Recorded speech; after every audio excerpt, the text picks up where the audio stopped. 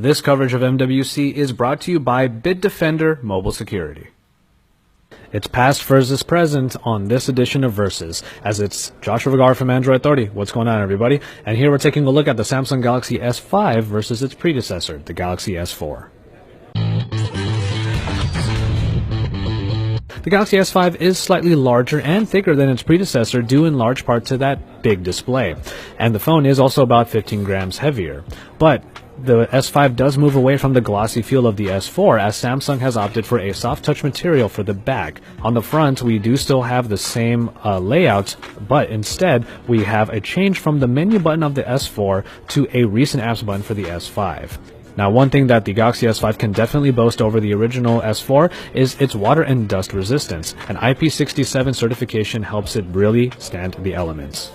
As far as the screens go, we do have a slightly larger screen on the Galaxy S5, the Super AMOLED screen coming in at 5.1 inches compared to the 5-incher that was on the Galaxy S4. Yes, these are essentially identical screens, however, and that means that you have some oversaturated colors, but overall really good and enjoyable performance in that user experience for the display. While we do see a big update in the processing package for the Galaxy S5, we will say that the Snapdragon 600 that was originally in the S4 is still doing a great job even to this day, and that should only mean that the Galaxy S5 will really set a higher bar when it comes to processing power. But then when we move on to the hardware department, we will find that the Galaxy S5 does have a slightly larger battery, jumping from the 2600 mAh unit in the S4 to the 2800 mAh unit on the S5. What we will say, however, is that the Snapdragon 805 in theory should be more power frugal, and also Samsung added in quite a few options for power saving.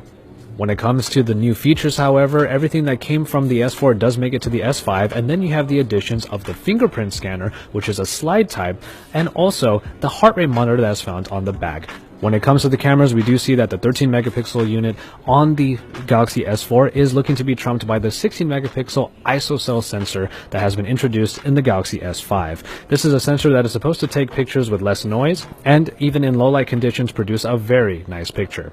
Now, the app on the S5 has also been redone from the S4, touting all of its settings. When you hit the settings button, everything comes up that you'll be able to tweak for good smartphone photography. And in the end, we do see that the S5 is looking to just be a better camera overall compared to the S4. And finally, when it comes to software, we were really hoping that there was going to be a big evolution from the S4 to the S5 when it comes to TouchWiz. Unfortunately, some of the aspects of TouchWiz were changed, but not enough in order to make it really feel like a big difference. The inclusion of a recent apps button on the S5 does allow it to have a little bit more multitasking that is more easily accessible, as you can just jump in and out of apps very easily instead of having to hold the home button in the S4. And finally, the My Magazine UI has been brought to the front and is now a second screen all the way on the left, much like a Google Now in stock Android. So it does change a few of the aspects, but in the end, TouchWiz still pretty much looks like TouchWiz. So if you were expecting a big change between the S4 and S5, you probably didn't get it here. In the end, both of these phones do represent some of the best that Samsung has had to offer, and in terms of the S5, it just continues that tradition. Whether or not all of the new things are going to be useful for you is definitely a question that you can answer for yourself. But the S4 is definitely no slouch, so it doesn't deserve to just be dismissed in this comparison. We have a lot more coming on the Samsung Galaxy S5, so make sure you stay tuned to Android Authority as we report it all to you from the Mobile World Congress here in Barcelona, Spain.